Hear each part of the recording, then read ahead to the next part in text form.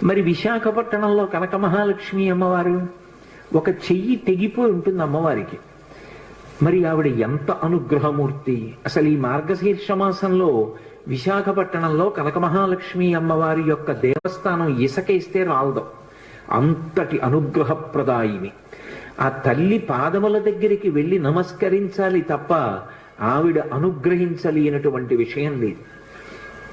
ఈ మధ్య కాకినాడలో నాకు అత్యంత ప్రాణ సమానమైనటువంటి మిత్రుడు, అతన్ని గుండె ఆపరేషన్ చేయడానికి థియేటర్లోకి తీసుకెళ్లారు అని చెప్పి డాక్టర్ గారు నాకు నా ఫోన్కి మెసేజ్ పెడితే, ఆయన్ని రక్షించుకోవడం నా చేతిలో ఉంటుందా?